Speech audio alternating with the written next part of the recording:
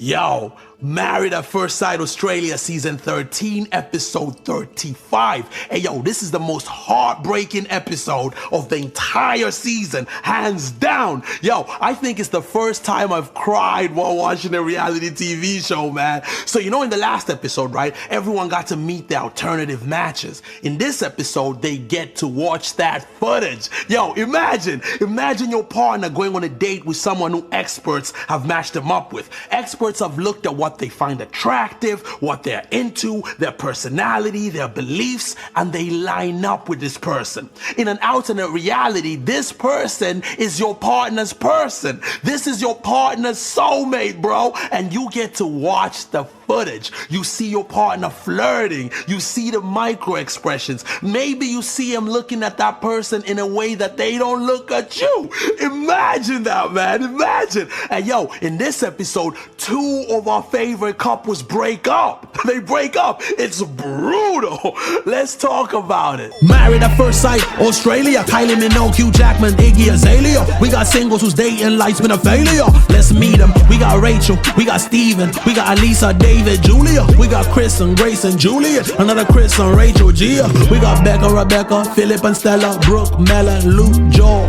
Who else do we got? Steve. Danny and Scott. The drama's a lot, but it's love to be found. Stephanie, Tyson, we holding it down. Bounce. This the recap. Grab a drink, get a savory or a sweet snack, and sit back as we unpack what happened, like back to back. Let's go, bruh.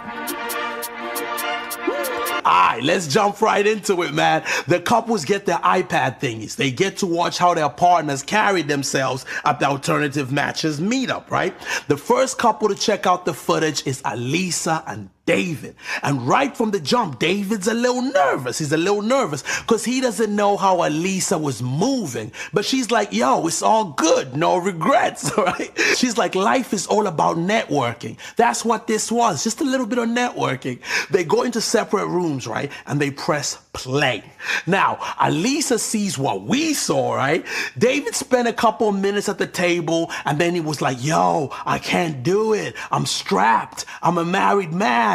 Yo, if you didn't see the episode, it was the funniest thing ever. Because David and Scott, they went into the bathroom and they just hid there for the entire duration of the thing. For them, it was like, you know, we're being loyal. And I'm guessing they thought their partners would appreciate that. Personally, I think it's a bit weird, okay? Because if you're in a healthy relationship where you trust your partner and you trust yourself, you should be able to kick it with someone, crack some jokes and keep it pushing, right? Alissa's watching this and she's like, yo, I don't get why David and Scott are freaking out. It's not that deep. Just do the task. Could you imagine hiding out in the bathroom for all that time and your partner doesn't even appreciate it? It's deep. Now, when it's David's turn to watch the footage, it gets deep. Because Alissa, she was moving crazy. Like, it starts off bad, okay? When she reads out the letter from the expert, she gets all excited, like, hey, maybe the grass is greener on the other side. Oh, she's visibly excited, waiting for a potential soulmate and that, right? And when he rocks up, she is buzzing. And yo, homeboy is super flirty and she's right there with him, matching his energy. She's telling him she's not sure about her relationship. She says she's at like 70%, bro. 70%. Then she talks about how David isn't as hype as she is. And yo, David is watching this, okay? He's watching this. He sees her talk about their relationship. He's seeing her having fun with this dude. And at one point, she even goes, hey, David's not gonna come for me, okay? She's basically like, he ain't that guy. He ain't gonna do nothing. What's he gonna do? The disrespect. And that's not the craziest part. It's not the craziest part. The craziest part is she asks him if he has tattoos, right? And he's like, I do, but I can't show him right now because of where they're at. She's like, ooh, drop them pants. Let's see it. David is like a mixture of shocked, angry, hurt. He's like, yo, she was locking in with this guy. She was asking him what he does. does, his star sign. She was disrespecting our relationship. Me, he's like, yo, I can't believe it. Homeboy feels bamboozled, betrayed, led astray, tricked. They link up after watching each other's videos, and Alissa's cracking up. For her, the whole thing's funny. Like, her lack of self-awareness is insane. She's like, hey, it's not that deep. All of us ladies were just having a bit of fun. David's like, listen, it's the double standard for me. He's like, if I did exactly what you did, if I told the girl, hey, drop that skirt, let's see what that tattoo looked like. If I told the girl, hey, I'm not sure about Alissa, you know, I'm not there. I'm like 70%. He's like, you would not like that. You would switch on me. You'd be freaking out right now. She's like, nah. She stands on business firmly. She's like, I did nothing wrong. And here's the craziest part. This is the part where I almost fell out of my chair, okay?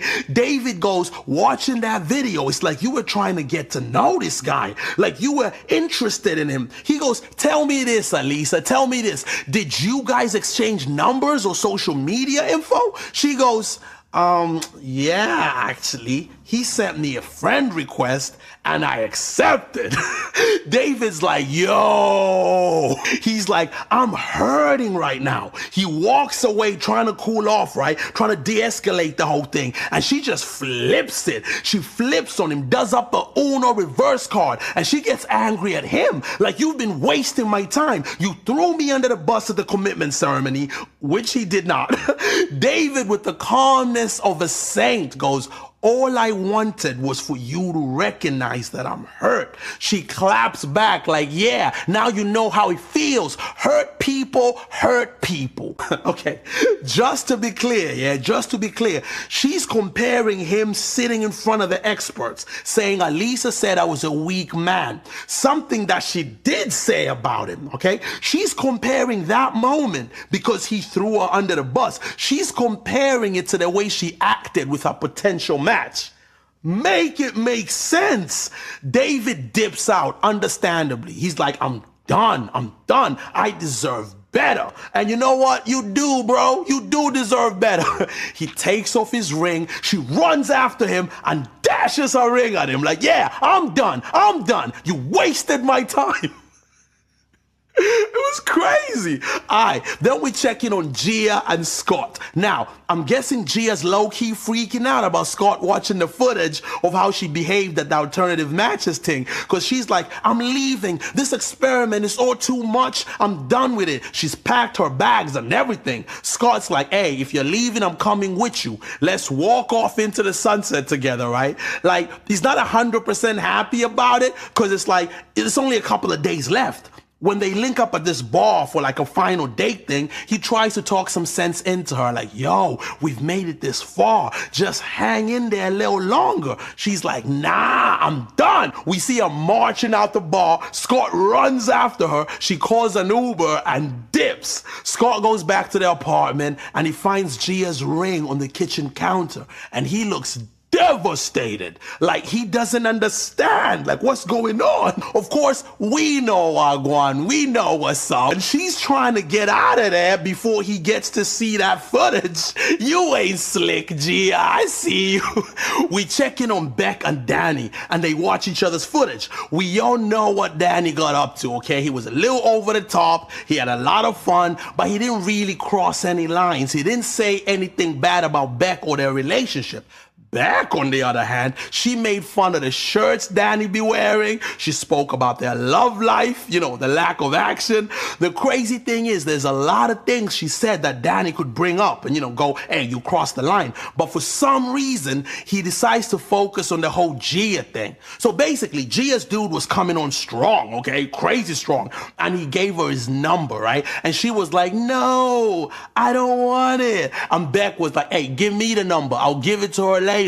And it's crazy, right? Because the whole time Bec was moving like her and Gia were two single ladies on a night out, right? And she was this dope wingman. So Danny's focusing on that. And Bec's like, that ain't got nothing to do with our relationship, bro. She thinks he's using this as an excuse to stir up some drama, which, fair point. But she was moving crazy in that video. She was. She storms out and Danny goes, it's crazy how these women want good husbands, but they are rubbish wives. Terrible. We do get some good vibes though. We do. Okay, it's not all doom and gloom. We got Stevo and Rach and Stella and Filip, and you know they're locked in, love's in the air, you know what I'm saying? But then we check back in with Scott. And this is where it got painful to watch. Scott's given the little iPad thing, right, to watch how Gia carried herself during the alternative matches link up. And yo, he watches the whole thing. He sees Gia tell the guy she only dates people who pay for everything. You know what I'm saying? Because she wants to be a trophy wife. She says this. He sees the dude leaning in, flirting with her while she just giggles. He sees her tell him to find her online and that she'll be done in a week.